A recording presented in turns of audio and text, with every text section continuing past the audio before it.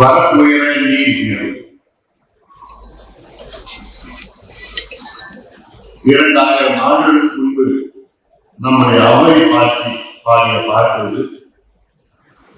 அந்த காலத்துல ஒரு அரச விழாவுக்கு சென்று அப்பொழுது அவை பாட்டி பாடினார்கள்.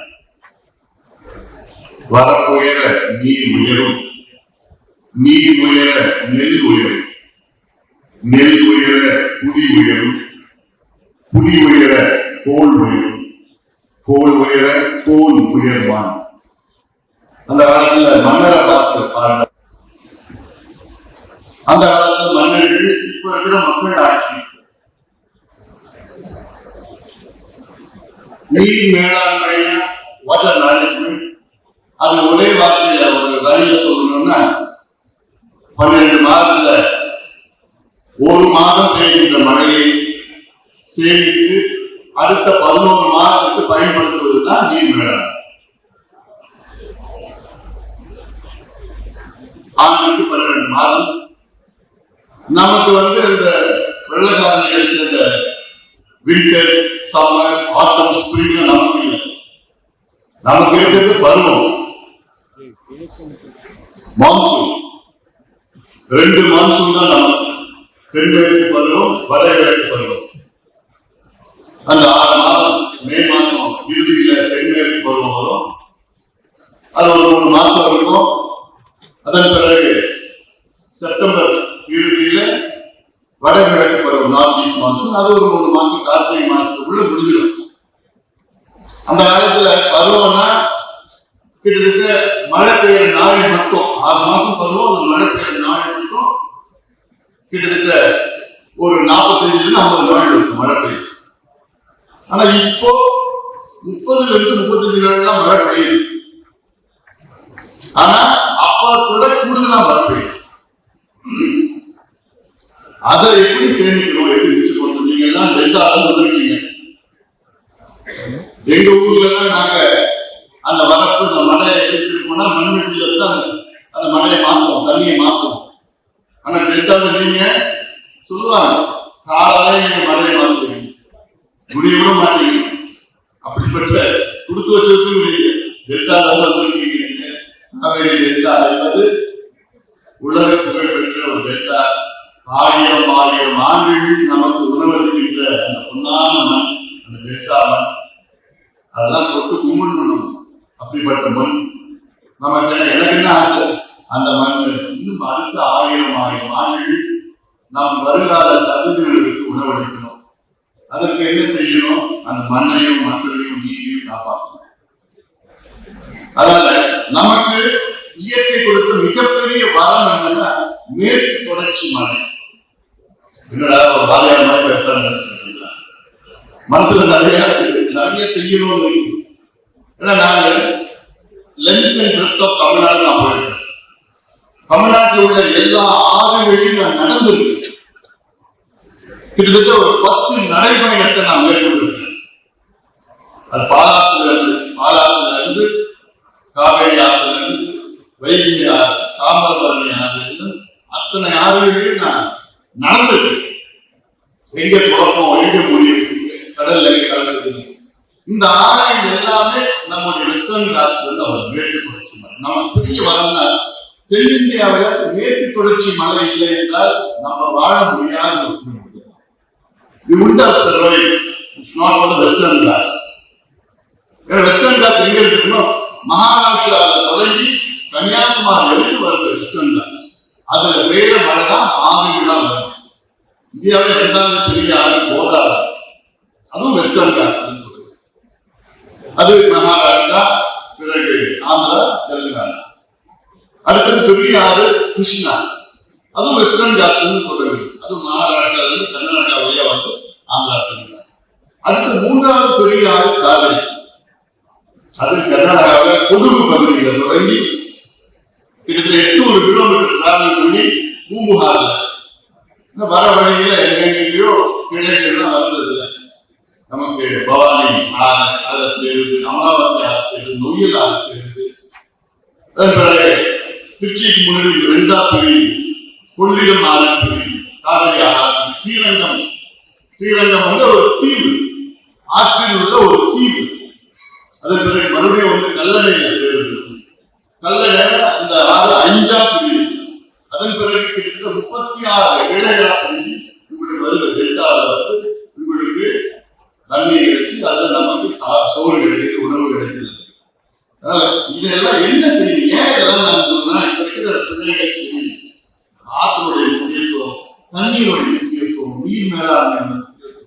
என்ன பொறுத்த வரைக்கும் the most important thing an administrator should do today is water management. என்ன பொறுத்த வரைக்கும் அது கல்வி, சுகாதாரம், தொழில் வளர்ச்சி எல்லாத்தோட முக்கியமும் நீர் மேலாண்மை. அதை மட்டும்தான் செய்ய மாட்டாங்க. அதான் பிரச்சனை. என்ன நீருக்காக தண்ணீருக்காக 3வது உலக போர் வரும்னு சொல்லிட்டு இருக்காங்க. நீர்னால எவ்வளவு நமக்குள்ள பிரச்சனைகள். இன்னைக்கு தமிழ்நாட்டில் நம்ம சண்டை போட்டு இருக்கோம். கர்நாடகாவில் தண்ணி கேட்கிறோம், கேரளாவில் சண்டை போடுறோம், ஆந்திராவில் சண்டை போடுறோம். தமிழ்நாட்டில் நிறைய தண்ணி இருக்கு, தேவையான தண்ணி இருக்கு. அதை நம்ம பயன்படுத்துவது கிடையாது, சேமிப்பது கிடையாது. மன்னர்கள் ஆட்சியில நமக்கு கிட்ட 42,000 ஏரிகள் விட்டாங்க. மன்னர்கள் ஆட்சியில இன்னைக்கு 15,000 ஏரிகள் காணும். 27,000 ஏரிகள் தான் இருக்கு. ஏரிகள் பெரிய பெரிய ஏரி. சமீபத்தில் நான் அரியலூர் மாவட்டம் போயிருந்தேன்.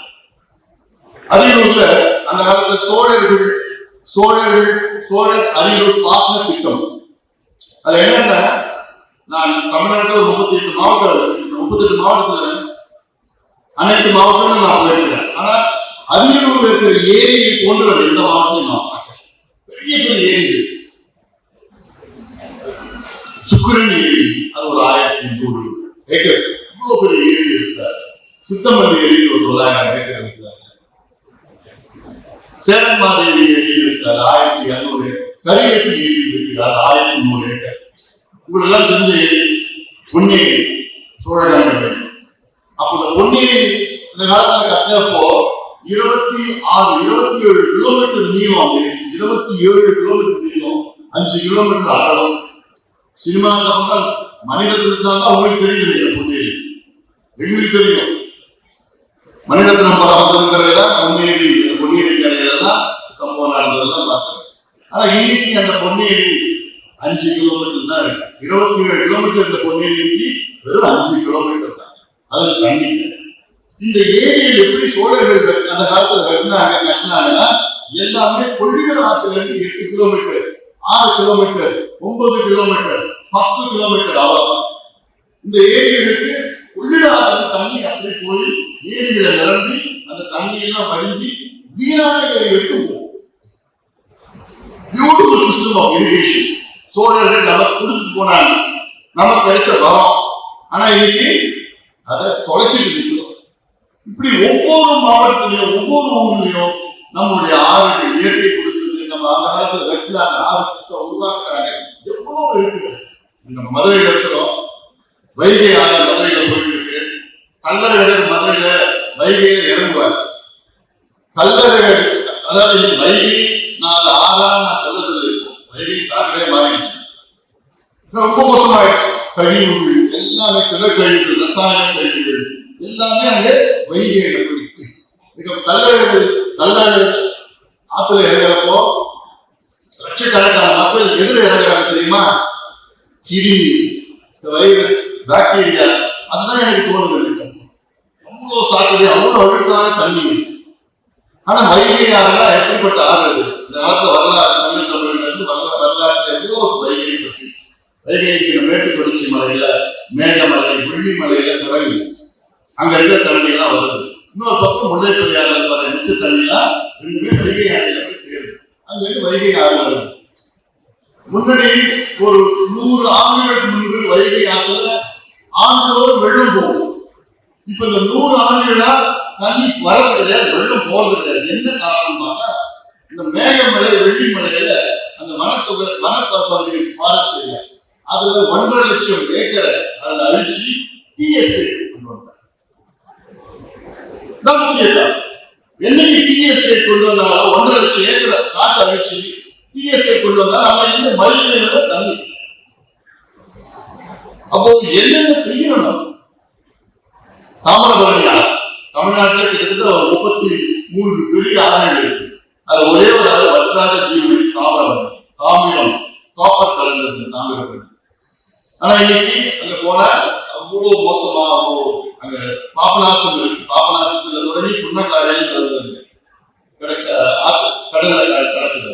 அந்த பாபநாசத்துல போய் பார்த்தா ஒவ்வொரு ஆண்டும் 100 டன் துணி அங்கதான் அந்த இதெல்லாம் கழுவுறாங்க, சடங்குலாம் பண்ணுவாங்க. சடங்கு பண்ணிட்டு அங்க அந்த துணியை அப்படியே அந்த ஆத்துல எடுத்துருவாங்க. ஒவ்வொரு ஆண்டும் பார்த்தா 100 டன் துணி அந்த ஆத்துல இருக்கு. ஒவ்வொரு பாட்டத்தை அதெல்லாம் பெரிய விரோல் அவ்வளவு நல்ல சுவையா இருக்க தண்ணி. எல்லாத்தையும் நான் நடந்து பார்த்தேன்.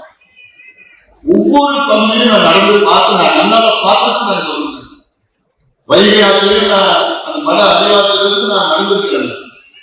அரசு மலையில போய் ராமநாதன் அரசு மலையில போய் வைகை ஆறு போய் குடி இந்த வழியை எல்லாத்தையும் நான் நடந்து பார்த்தேன். காவேரியில வில்லிகுண்டுல இருந்து பூமி வரைக்கும் நான் நடந்து பார்த்துட்டேன். நடந்து துண்டு பிரசெல்லாம் இந்த காவேரியை காப்பாற்றணும், பாதுகாக்கணும் எல்லாம் பண்ணிட்டேன். பாலாத்திலையும் நான் பண்ணிருக்கேன். எல்லாத்துலயும் அது மாதிரி பண்ணிட்டேன். ஏன்னா இது நமக்கு நம்ம செய்ய வேண்டியது அவசியமான ஒரு நீர் வேளாண்மை. ஏன்னா நீர் என்பது நான் உலகத்துல நன்னீர் எவ்வளவு இருக்குன்னா, அதாவது 70 விழுக்காடு உலக உருண்டையில 70 விழுக்காடு நீர், 30 விழுக்காடு தான் நிலம் இருக்கு. அந்த 70 விழுக்காடு நீர்ல 97.5 விழுக்காடு வந்து உப்பு நீர், வெறும் 2.5 விழுக்காடு தான் நன்னீர். அந்த 2.5 விழுக்காடு நன்னீர்ல 1 விழுக்காடு வந்து பாத்தீங்கன்னா ஆர்டிக் அண்டார்டிகால ஐஸ் கேப்ஸ் இருக்கு.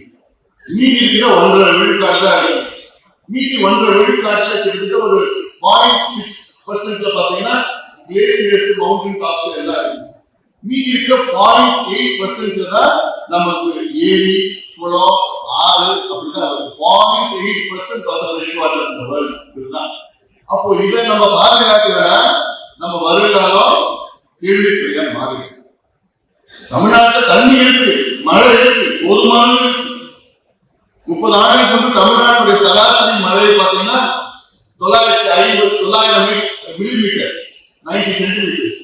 இன்னைக்கு 95 சென்டிமீட்டர்ஸ் ஆவரேஜ் ரெயின்ஃபால் தமிழ்நாட்டில் 95 சென்டிமீட்டர்ஸ். ஆனா அது எல்லாம் எங்க போகுது? கடல்ல போயிட்டு இருக்கு. இப்ப முன்னாடி கிளைமேட் சேஞ்ச், குளோபல் வார்மிங் நான் சொல்லியிருக்கேன். 45 நாள் அப்ப பெய்ஞ்ச மழை இப்ப கூடுதலா மழை பெய்யும். 30 நாள்ல பெய்யும். 30 நாள்ல பார்த்தா கிளவுட் பர்ஸ்ட், மேக வெடிப்பு பார்த்தா ஒரே நாள்ல ஒரு வருஷம் மழை ஒரே நாள்ல பெய்யும். காயல்பட்டினம் தூத்துக்குடி பக்கத்துல 2003 டிசம்பர் மாதம் 95 சென்டிமீட்டர் மழை ஒரு நாள்ல பெய்யும். தமிழ்நாட்டில் பெய்ய வேண்டிய ஒரு வருஷம் பெய்யுற மழை ஒரு நாள்ல பெய்யும். அந்த தண்ணி சேமிக்க முடியுமா? பாதுகாக்க முடியுமா? தமிழ்நாட்சி ஊட்டி பக்கத்துல 2018-19 911 மில்லிமீட்டர், 91 சென்டிமீட்டர்ஸ் ஒரு நாள்ல பெய்யும். அப்போ இதெல்லாம் climate change, global warming, you're going to see more frequently all these events. Climate change நமக்கு ரொம்ப மோசமான ஒரு கட்டத்துல நம்ம இருக்கிறோம். ஏன்னா இப்போ சைக்ளோன்னா சூப்பர் சைக்ளோன் தான் பார்க்கணும். இப்போ நமக்கு சைக்ளோன்னா இந்தியாவில் வந்து சைக்ளோன், பெசிபிக் ஓஷன்ல வரது வந்து டைஃபூன் சொல்லுவாங்க, அட்லாண்டிக் ஓஷன்ல வரது வந்து ஹரிகேன் சொல்லுவாங்க. இப்ப பார்த்தா hurricane, super cyclone, super typhoon. பிலிப்பைன்ஸ்ல போன மாசம் 2 சூப்பர் டைஃபூன் வந்தது. 2 எத்தனையோ பேர் இறந்துட்டாங்க. இதெல்லாம் அதை அடிக்கடி நம்ம பார்க்க போறோம். அதுக்கு என்ன செய்யணும்? தயார் நிலையில நம்முடைய இருக்கிற ஏரி, குளங்களை, ஆறை காப்பாற்றணும், பாதுகாக்கணும். ஆனா நம்ம பண்ணுமா? பேசிக்கா ஆத்துல என்ன பண்ணணும்? தடுப்பணை. நீங்க டெல்டால இருக்கீங்க, உங்களுக்கு தெரியும் தடுப்பணையுடைய அருமை பற்றி தெரியும். அது கொள்ளிடம் ஆத்துல எவ்வளவு நான் எத்தனையோ போராட்டம் பண்ணிட்டேன். அது ஆதரவு குமாரன் தடுப்பணை கிடைக்கிறேன். அலக்குடியில 3 முறை நான் போராடிட்டேன். அலக்குடியில கொள்ளிடத்துல இருந்து, கொள்ளிடம் டவுன்ல இருந்து ஒரு 15 கிலோமீட்டர் இன்னும் நீங்க கிழக்குல போனோம். ஈஸ்ட் ஆஃப் கொள்ளிடம் நீங்க போனோம். அலக்குடி என்பது கொள்ளிடம் ஆற்றின் கரையில இருக்கிற ஊர். அங்க நான் 3 முறை போயிருக்கேன். அங்க போய் அங்க இருக்கிற விவசாயி என்கிட்ட கேட்ட கேள்வி, என்கிட்ட ஒரு கோரிக்கை வச்சார். ஐயா, எங்களுக்கு குடிக்கிறது தண்ணி வேணும். எனக்கு நம்ப முடியல. என்னையா சொல்றேன், நீ கொள்ளிடம் ஆத்துல நீ ஊர்ல இருக்கிற, கொள்ளிடம் ஆறு கரையில் இருக்கிற, ஏன் பிரச்சனை, என்ன பிரச்சனை? குடிக்கிற தண்ணி எப்படி சொல்லலாம்? இல்லையா, உப்பு தண்ணி ஆயிடுச்சு, கடல்ல இருந்து தண்ணி வந்து உப்பாயிடுச்சு. வருஷத்துல 20 நாள் தான் நல்ல தண்ணி கடலுக்கு போகுது, மற்ற நாள் எல்லாமே கடலுக்கு தண்ணி இங்க வந்துருச்சு. எங்களுக்கு குடிக்கிறது, விவசாயம் குடிக்கிறதுக்கு எங்களுக்கு தண்ணி கிடையாது அப்படின்னு. அப்பதான் நான் பார்த்து அந்த தண்ணியை போய் டேஸ்ட் பண்ணி பார்த்தா, இதுக்கு என்ன செஞ்சிருக்கணும்? அங்கே பேசிக் ஒரு தடுப்பு, கடல் தண்ணி இந்த பக்கம் வராம பார்க்கணும், முகத்து வரத்துல அங்க ஒரு தடுப்பு நடக்குது, அங்க தண்ணி வராம பார்க்கணும். இதெல்லாம் எப்படியோ செஞ்சிருக்கணும், 50 வருஷத்துக்கு முன்னாடி செஞ்சிருக்கணும். இதெல்லாம் சின்ன சின்ன இஷ்யூஸ், அங்க லோக்கல் இஷ்யூஸ் எல்லாமே இருக்காது. ஆனா ஏன் தடுப்பணை கட்ட மாட்டாங்க? நாம எத்தனையோ போராட்டம் பண்ணிட்டோம். ஏன் கட்ட மாட்டாங்கன்னா மணல் எடுக்கணும், ஒரு காரணம்.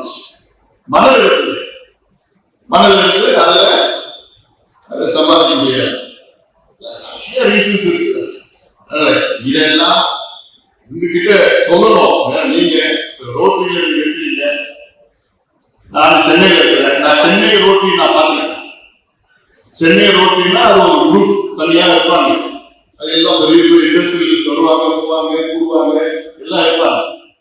ஆனா எனக்கு ரொம்ப சந்தோஷம் என்னன்னா, நீங்க டெல்டாவில் பார்த்த கும்பகோணம், மயிலாடுதுறை, தஞ்சாவூர், பட்டுக்கோட்டை, இந்த பகுதியில் திருவாரூர், நாகை, இப்படிலாம் வந்துட்டு இங்கெல்லாம் பார்த்த so many of youngsters நீங்க தன்னார்வமாக இங்க அந்த ரோட்டில இறங்கி சேவை செய்து, மக்களுக்கு சேவை செய்து, மக்களை வாழ்க்கையை முன்னேற்றணும், உங்க பகுதியை முன்னேற்றணும், ஏரிகளை காப்பாற்றணும், நிறைய பேர் பண்ணிட்டு மெடிக்கல் கேம்ப்ஸ் நடத்திருக்கீங்க.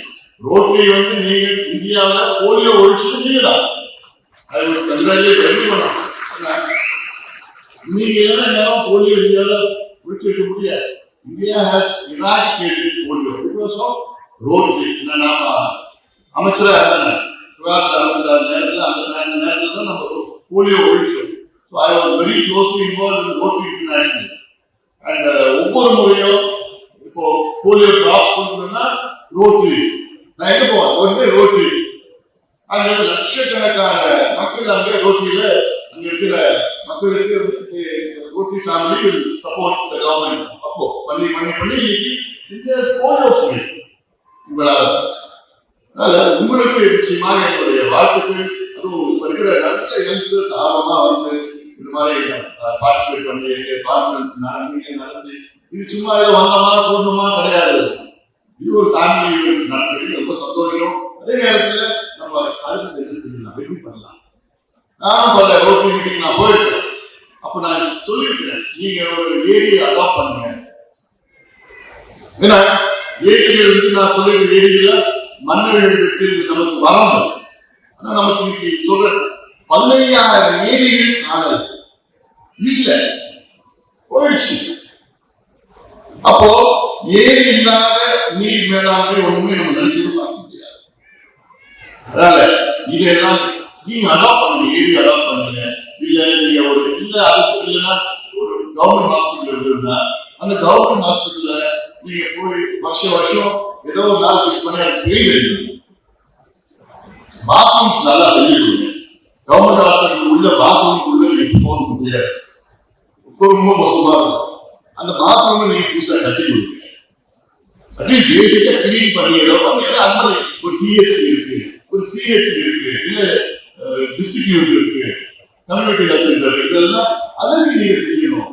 அதெல்லாம் என்ன இதுதான் செய்யணும்னு ஒன்று கிடையாது. அதெல்லாம் நீங்க செய்ய வேண்டும் என்று அன்போடு நான் கேட்டுக் கொள்கின்றேன்.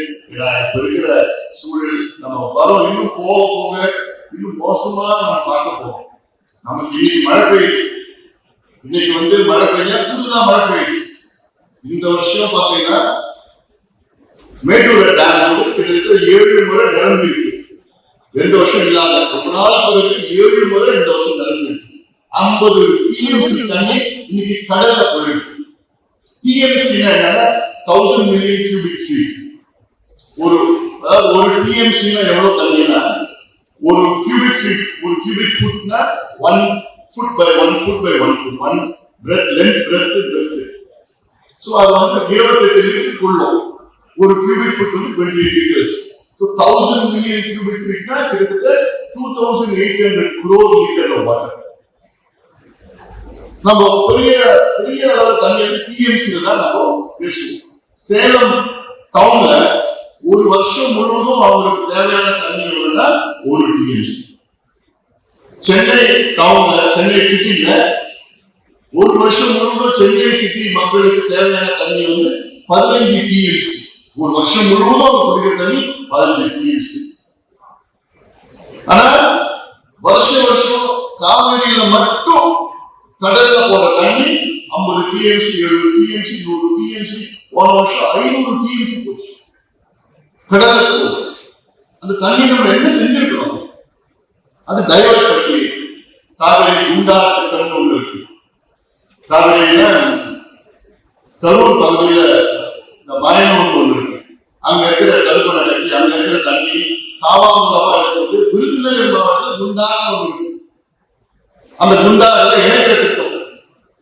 முதல் ஸ்டேஜ் வந்து வட வெள்ளாறு புதுக்கோட்டையில வட வெள்ளாறு அந்த வெள்ளாறு இணைக்கிறது அதன் பிறகு அங்க இருந்து வைகையில ராமநாதபுரம் வைகை மதுரை வைகை ராமநாதபுரம் வைகையிலிருந்து அங்க இருந்து குண்டாக இணைக்கிறது 8 டிஎம்சி தண்ணி வருஷத்துக்கு தண்ணி கடல்ல தண்ணி இந்த பக்கம் திருப்பி விட்டுட்டா கிட்டத்தட்ட ஒரு 40 லட்சம் 50 லட்சம் மக்கள் தண்ணி இதுதான் வேணும் இதுலதான் முதலீடு செய்யணும் இதுலதான் காசு போடணும் அதை பத்தி யாருக்கும் அப்போ எவ்வளவு தண்ணி நம்ம வேஸ்ட் பண்ணிடும் ஆனா நம்ம புத்திசாலி கடல்ல தண்ணி விட்டுட்டு அப்புறமா கடல்ல தண்ணி எடுக்கும் சென்னையில கடல்ல தண்ணி விட்டுருவோம் ஆனா அதுக்கப்புறம் கடல்ல தண்ணி எடுக்கும் அது 30,000 செலவு பண்ணும் டீசாலினேஷன் பிளான் டீசாலினேஷன் எங்க போடுவாங்க துபாய் சவுதி டெசர்ட் ஏரியால அங்க டீசாலினேஷன் அங்க மழை பெய்யும்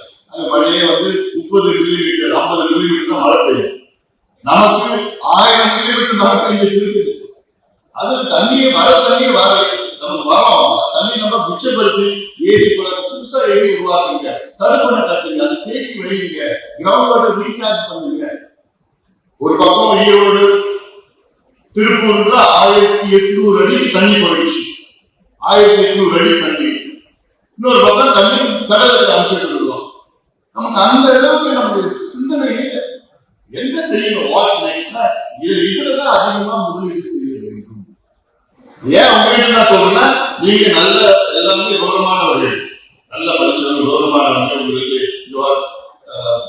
நீங்க சொன்னா உங்களுக்கு சுத்தி இருக்கிறவங்க கேட்கிற நிலையில் இருக்கிறாங்க இதுதான் பிரஷர் மீடியா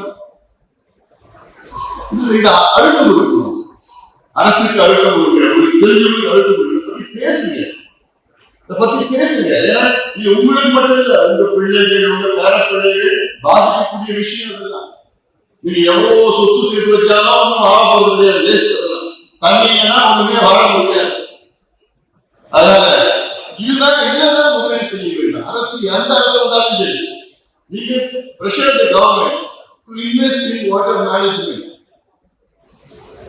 இது ஒவ்வொரு பகுதியும் ஒவ்வொரு மாவட்டத்திலும் கேரளாவில் உங்களுக்கு மழை 3000 மில்லிமீட்டர் மழை பெய்யுது ஒரு வருஷத்துல அந்த 3000 மில்லிமீட்டர் 2000 மில்லிமீட்டர் கடலுக்கு போயிடும் அவங்களுக்கு தேவையில்லை கேரளா சின்ன ஸ்ட்ரிப் ஆஃப் லேண்ட் ஆனா கேரளாவில் என்ன இருக்குன்னா அங்க ஆத்துல மணல் எடுக்கக்கூடாது சட்டம் இருக்கு கேரளாவில் எந்த ஆத்துலயும் மணல் எடுக்கக்கூடாது சட்டம் இருக்கு அந்த மணல் எல்லாம் எங்கிருந்து போகுது நம்ம ஊர்ல கேரளாவில் மலையை உடையக்கூடாது சட்டம் இருக்கு அந்த மலை எல்லாம் எங்கிருந்து போகுது நம்ம ஊர்ல போகுது கேரளாவில் காடு அடைக்கக்கூடாது சட்டம் இருக்கு அந்த மலை எங்கிருந்து போகுது நம்ம ஊர்ல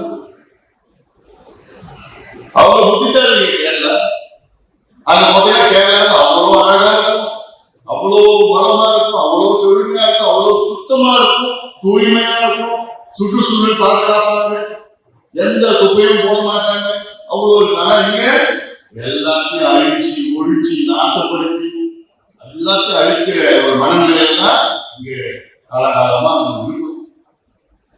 எல்லாம் இங்க இருந்து போகுது. இங்க எல்லாம் மழையை அழிக்கிறோம், மண்ணை அழிக்கிறோம், எல்லாத்தையும் அழிச்சு இடிச்சு அங்க போட்டுக்கிறோம், நல்லூர்ல இருக்கிறோம், மலையை பெரிய பெரிய மலையை உடைச்சு இதெல்லாம் நாளைக்கு யாருக்கு பாதிப்பு? உங்கள் பிள்ளைகள், உங்கள் பேர பிள்ளைகள் பாதிப்பு யாரும் நீங்க கேள்வி கேட்கணும். நிச்சயமா நீங்க கேட்க வேண்டிய ஒரு சூழல் வந்து இருக்கிறது. நீங்க கேட்டாதான் கிடைக்கும். ஏன்னா இது உங்களுடைய எதிர்காலம், உங்களுடைய பிள்ளைகள் பேர பிள்ளைகளுடைய எதிர்காலம். அதை நீங்கள் மனதிலே வைத்துக் கொண்டு கவனமாக வைத்துக் கொள்ளுங்கள். ஏன்னா நான் இந்தியாவோடு உலகம் முழுவதும் நான் பார்க்கிறேன். எவ்வளோ நாடுகளுக்கு நான் போயிருக்கிறேன். அந்த நாடுகளுடைய இந்த நீர் மேலாண்மை நான் முதல்ல போய் பார்ப்பேன். ஐயோ எப்ப கொண்டு வரலாம், எப்படி கொண்டு வரலாம்? இந்தியாவில் 670 ஆறுகள் மாசு அடைந்த ஆறுகள், மாசுனா பொல்யூட்டட் ரிவர்ஸ், நிறைய ஆயிரக்கணக்கான ஆறுகள் இருக்கு. அதுல 670 ஆறுகள் வந்து பொல்யூட்டட், அதுல 250 மோஸ்ட் பொல்யூட்டட், அதுல 37 ஆறுகள் எக்ஸ்ட்ரீம்லி பொல்யூட்டட். 37, அந்த 37 5 தமிழ்நாட்டில், 5 3 சேலத்துல இருக்கு, 2 சென்னையில இருக்கு. சென்னையில உங்களுக்கு தெரியும், மூக்க பிடிச்சாலே கூவம்னு சொல்லுது. அடுத்தது அடையாறு, சேலத்துல சரபங்காறு, மணிமுத்தாறு, வசிஷ்ட நதி, 3 ஆறு சேலம் மாவட்டத்தில் இருக்கு. 37 எக்ஸ்ட்ரீம்லி பொல்யூட்டட் ரிவர்ஸ் 5 தமிழ்நாட்டில் இருக்கு. அப்போ என்ன நினைச்சுட்டு பார்க்க முடியாது. இதுக்கு எல்லாம் வழி இருக்கு. டென்ஸ் ரிவர் லண்டன்ல, அதெல்லாம் ஒரு காலத்துல சாக்கடையா போயிருக்கு. இப்போ நீல்லாம் வருது. எவ்வளவு உதாரணங்கள் இருக்கு உலக. நிச்சயமா எல்லாம் செய்யலாம், மாற்றலாம், கொண்டு வரலாம். மனசு இருக்கணும், விஷன் இருக்கணும், அது தெரியணும். அதை பத்தி காலத்துல இதெல்லாம் பயன்படுவோமே, அடுத்த தலைமுறைக்கு பயன்படுவோம் நாங்க உணர்வு இருக்கு. நொய்யலாக எத்தனை பேர் தெரியல, கோயம்புத்தூர்ல போய் திருப்பூர் வழியா போய் கரூர் மாவட்டம் போய் காலையில நடக்குது நொய்யல். நொய்யல்னா நோய்களை தீர்க்கின்ற ஆறு, நொய்யல் ஆறு. விளைநிதி மலையும் இருக்கு கோயம்புத்தூர் பகுதியில். அது வந்து கைலாச மலைன்னு சொல்லுவாங்க, தென் கைலாய மலைன்னு சொல்லுவாங்க. அப்படிப்பட்ட மலையில எல்லாம் அவ்வளவு மூலிகை நிறைந்த மலையில இருந்து வர தண்ணி தான் நொய்யலாறு வர தண்ணி, நொய்யல். ஆனா என்ன பண்ணிட்டாங்க, அந்த காலத்துல கோயம்புத்தூர் நகரத்தினுடைய வளர்ச்சி, மான்செஸ்டர் ஆஃப் சவுத் இந்தியா சொல்லுவாங்க. நிறைய அந்த மீன், அந்த ஸ்பின்னிங் மில் எல்லாம் போனப்போ வெள்ளக்கார காலத்துல என்ன பண்ணாங்க, அந்த விளைநிதி மலையில இருக்கிற மரங்களை எல்லாம் வெட்டி அதை நிலக்கரியை பயன்படுத்தி அதை எரிச்சு கரண்ட் ப்ரொடியூஸ் பண்ணாங்க கோயம்புத்தூர் இண்டஸ்ட்ரீஸ். ஸோ அப்போ அந்த வெள்ளகிரி மலையில இருக்கிற மரம் எல்லாம் காணாம போயிடுச்சு. மரம் காணாம போனோம்னா தண்ணியும் குறைஞ்சு போயிடுச்சு. தண்ணி இப்போ கொஞ்சம் வர தண்ணி அது கோயம்புத்தூர் வந்தவொடனே சாக்கடையா மாறிடுச்சு. அதுக்கப்புறம் ஈரோடு போது திருப்பூர் போய் இன்னும் சாக்கடையா அதிகமாகிடுச்சு. அங்க ஒரு தடுப்பணை ஒன்று இருக்கு. அங்க தடுப்பணையில பச்சையா இருக்கிற தடுப்பணை, வர தண்ணி, தேங்கி இருக்கிற தண்ணி, இதெல்லாம் நான் நேரிட்டு பார்த்துருக்கேன். அதனாலதான் நான் குறிப்பிட்டேன். இதெல்லாம் சரி செய்யலாம், நிச்சயமா சரி செய்கின்ற ஒரு சூழல் இருக்கும். ஆனால் அதற்கு மனசு இருக்கணும். எல்லாம் நேரடி பார்த்து இதையெல்லாம் செய்ய வேண்டும் ஒரு எண்ணம் எங்களுக்கெல்லாம் இருக்கு. அதனால இதுக்கு மேல அரசியல் பேச முடியல, மனசுல இருக்கு. அதை செய்யறதுக்கு அதுக்கு ஒரு வாய்ப்பு நிச்சயமா வரும். எனக்கு பொறுத்த வரைக்கும் இதுலதான் முதலீடு செய்யணும், இதுலதான் அதிகமா கவனம் செலுத்தணும். இதுதான் நமக்கு வருங்காலம். நம்ம தமிழ்நாடு ஒரு பெரிய ஒரு வளர்ந்த மாநிலமா இருக்கணும்னா இதுலதான் அதிகமா கவனம் செலுத்தணும். இதுலதான் நிதி. ஏன்னா திருவண்ணாமலை மாவட்டத்துல நந்தன் கால்வாய் திட்டம்னு ஒண்ணு இருக்கு. அது ஒரு சின்ன திட்டம் தான். நந்தன் கால்வாய் திட்டம்னா அங்க இருக்கிற ஒரு வரட்டாறு, காற்றாறு, சீசனில் ஏதோ மழை பெய்யுதுன்னா அந்த தண்ணி வரும். அது வந்து அங்க இருக்கிற ஒரு 22 ஏரியில அந்த தண்ணியை திருப்பி விடணும். இதுல எனக்கு 3 வயசா இருந்த நேரத்துல அப்ப அறிவிச்சாங்க, திட்டத்தை அறிவிச்சாங்க. இப்ப எனக்கு 52 வயசா இருக்கு. இன்னொரு திட்டம் அமைச்சர் சொன்னார், அன்புக்குரிய 3 வயசு அப்போ நான் அறிவிச்சு நான் சொன்னேன். நான் கேட்டேன், 3 வயசுல பதிவு இன்னுமா ஏன் பண்ணிட்டு இது சாதாரண ஒரு கிணறு தண்ணியை ஏறி இருக்கிறது. இப்படி ஒவ்வொரு மாவட்டத்திலும் அப்படி திட்டங்கள் இருக்கு, நிறைய திட்டங்கள் இருக்கு. ஆனா அதுல கவர்மெண்ட் இப்ப பிரச்சனை என்னன்னா அதுக்கு அது புரிந்து கொள்ள அளவுக்கு நிர்வாகத்திற்கு அது தன்மை இல்லை. Very unfortunate. இதெல்லாம் சொல்லணும். அதுக்கு சும்மா ஏதோ ஒரு கிளாஸ் எடுக்கணும்னு நினைச்சுக்காதீங்க. ஒரு ஆதரவு எனக்கு ஒரு ஏன்னா this is I think is the most important part of administration for successful government. ஏன்னா மற்ற மாநிலங்களை நான் பார்க்கிறப்போ எனக்கு கர்நாடகாவில் அப்பர் கிருஷ்ணா இரிகேஷன் ஸ்கீம் 70,000 கோடி ரூபாய் ஒதுக்கி ஒரு ப்ராஜெக்ட் 70,000 கோடி. 6 லட்சம் ஏக்கர் கூடுதலா பாசனம், விவசாயம், உணவு உற்பத்தி. நினைச்சு பாருங்க, குடிநீர் பிரச்சனை மட்டும் இல்ல, உணவு உற்பத்தி. அதனால தொழில் வளம் பெறும், பொருளாதாரம் முன்னேறும், விவசாயிகள் மகிழ்ச்சியா இருக்கும். போலாவரம் திட்டம் ஒன்று இருக்கு, ஆந்திராவில் இருக்கு. போலாவரம் திட்டம் ஒரு நாளைக்கு 2 TMC தண்ணியை பம்ப் பண்ணி அது இரிகேஷன் கொண்டு போறாங்க. குஜராத்ல மோடி சீஃப் மினிஸ்டர்ல 10 லட்சம் ஏக்கர் அங்க இருக்கிற விவசாயம் பயன்படுகிற திட்டம் அது திட்டத்தை கொண்டு வந்தாங்க. மற்ற மாநிலங்கள்ல இதுதான் அதிகமா பண்ண போறோம். இங்க நம்ம ஊர்ல பத்தி ஒண்ணுமே அது என்னன்னு கூட அதுக்கு தெரியல, அது ஒரு முக்கியத்துவம் தெரியல. அதோடைய அதெல்லாம் எனக்கு very disheartening for me. In spite of having such wonderful resources, 5 நிலையில் உள்ள மாநிலம் தமிழ்நாடு அவ்வளவு இருக்கு நமக்கு இருக்கு. ஆனாலும் அதை நம்ம சேமிக்கல, அதை பயன்படுத்தல, அதை பாதுகாக்கல. கூவமாறு இன்னைக்கு சென்னையில கூவமாறு, இந்த கூவமாறுல 72 கிலோமீட்டர் கூவமாறு. கூவம் திருவள்ளூர் கூவம் ஒரு கிராமத்துல இருந்து வரது அந்த ஆறு. இன்னைக்கு 72 கிலோமீட்டர்ல 50 கிலோமீட்டர் கூவம் தண்ணியை குடிக்கலாம். கடைசி 22 கிலோமீட்டர்ல தான் சாக்கடை. என்னைக்கு சென்னை எப்ப சென்னைக்கு வருதோ அப்ப சாக்கடை. அது நிச்சயமா மாத்த இப்படிதான் ஒவ்வொரு ஆறும் அப்படிதான் மாறிட்டு இருக்கு, சாக்கடையா மாறிட்டு இருக்கு. நீங்களும் அமைதியான சத்தம் போடுங்க, கேள்வி கேளுங்க, அழுத்தம் கொடுங்க, உங்க கோபத்தை வெளிப்படுத்துங்க. அது நாங்க தான் நாங்க வேலை பண்ணிட்டு போறோம், நாங்க கட்சி வச்சிருக்கோம், இயக்கம் வச்சிருக்கோம், பண்ணிட்டு இருக்கோம். நீங்க எப்போ பண்றீங்களோ அன்னைக்குதான் அதிகமா கேட்கும். நாங்க பண்ணோம்னா அரசியல் பண்றாங்க, அவங்க வேலை தான் சொல்லுவாங்க. நீங்க என்னைக்கு சொல்றீங்களோ, நீங்க எப்போ பண்ண ஆரம்பிக்கிறீங்களோ அப்பதான் உண்மையிலேயே போய் அங்க போய் கேட்கும். உங்களை பார்த்தா பயப்படுவாங்க, எங்களை பார்த்தா நீங்க என்ன. நான் மீண்டும் சொல்றேன், நம்ம சந்ததியினர்கள் நல்லா இருக்கணும்னு நமக்கு எல்லாருக்கும் என்ன இருக்கு. இப்போ உலகத்தில் நடக்கின்ற அதெல்லாம் பார்த்தா ட்ரம்ப் வந்ததுக்கு பிறகு இந்த கிளைமேட் சேஞ்சுக்கு அது மரியாதை இல்லாம போயிடுச்சு, ரொம்ப மோசமா போயிடுச்சு. இன்னும் மோசமா போகுது. இன்னும் 2-3 வருஷம் எடுக்க போறாரு ட்ரம்ப். இருக்கிற காலத்துல எல்லாத்தையும் முடிச்சுட்டு தான் போறாரு. நம்ம தமிழ்நாட்டுல நம்ம கொஞ்சம் வேற ஒரு மாற்றங்கள்லாம் கொண்டு வந்து நம்முடைய இயற்கை வளம் natural resources, we should protect our natural resources, and for that I kindly request the Rotarians to make some noise, put some pressure, and in your own way to பதிவா போடுங்க, கட்டுரை எழுதுங்க, பேசுங்க, உங்களுக்குள்ள ஒரு ஆலோசனை கூட்டம் நடத்துங்க. சின்ன சின்ன வகையில நீங்க பண்ணிட்டு.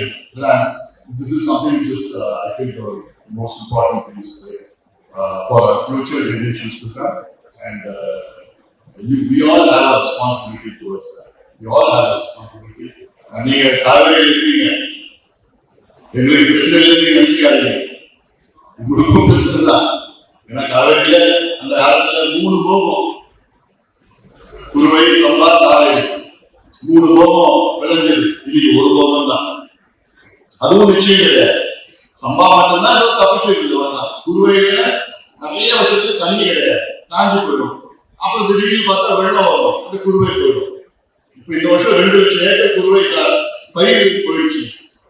1 லட்சம் ஏக்கர் சம்பா பயிர், இளம் பயிர் வந்து போயிடுச்சு. திருப்பி மட்டும் நின்றுட்டாங்க. காலையிலேயே நம்ம மறந்துட்டோம், காலையிலேயே இல்ல.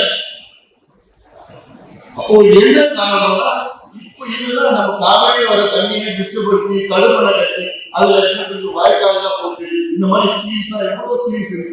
அதுக்கு நம்ம தண்ணியை பயன்படுத்துவதற்காக இதுதான் நீர் மேலாண்மை. அதனாலதான் அந்த காலத்துல அமைப்பாட்டு சொன்னாங்க, வரப்புயர நீர் உயரம், நீர் உயரம், நெல் உயரம், நெல் உயரம், குடி உயரம். வரப்புன்னு தெரியும், வரப்பு. அந்த வரப்பு கொஞ்சம் அதிகமாச்சுன்னா நீர் அதிகமா தேயும். நெல்லுக்கு நீர் தேவைப்படும். அந்த நெல்லு நெல் நல்லா விளையணும். நெல்லு நல்லா விளைஞ்சதுன்னா அந்த நெல்லு பயிரிட்டாங்க, வீடு சந்தோஷமா இருப்பாங்க, வசதியா போயிடும். அந்த வீடு நல்லா இருந்தா சுத்தி இருக்கிற எல்லாரும் நல்ல பொருளாதார வளர்ச்சி இருக்கும், எல்லாமே இருக்கும். அப்படி வந்துச்சுன்னா யாருக்கு அந்த பேர் நல்ல பேர் வரும், மன்னருக்கு நல்ல பேர் வரும். கோல் உயர்வான் மன்னருக்கு நல்ல பேர் வரும். அதுதான் இப்போ நீங்க செய்ய வேண்டியது. அதனால அதுல அந்த அந்த தலைப்புல தான் நான் பேசிட்டு இருக்கிறேன். அதெல்லாம் எனக்கு இந்த வாய்ப்பு கொடுத்த அத்தனை மேடையில் இருக்கிற பேருக்கும் என்னுடைய மனமார்ந்த நன்றி இருக்கிறேன். மகிழ்ச்சியான ஒரு தருணம். ரொம்ப உடனே வகையில் இருக்கும், சந்தோஷமா இருக்கிறதுல சந்தோஷமா இருக்கு. இன்னும் நல்ல வருகின்ற ஆண்டு மிக சிறந்த ஆண்டா உங்களுக்கு இருக்கணும். ஹாப்பி விஷயம், ஹாப்பி நியூ இயர். உங்களுக்கு எல்லாருக்கும் நல்ல உடல் ஆரோக்கியம், நிறைய வெற்றிகள் வரணும், நல்ல வளர்ச்சி வரணும், நல்ல ஒரு அமைதியான வளர்ச்சி இருக்கும், உங்க குடும்பம் இருக்கும், தமிழ்நாடு இருக்கும், நல்ல ஒரு வளர்ச்சியாக தமிழகம் அமைய வேண்டும் என்று அன்போடு கேட்டுக்கொண்டு அன்போடு அமர்கின்றேன்.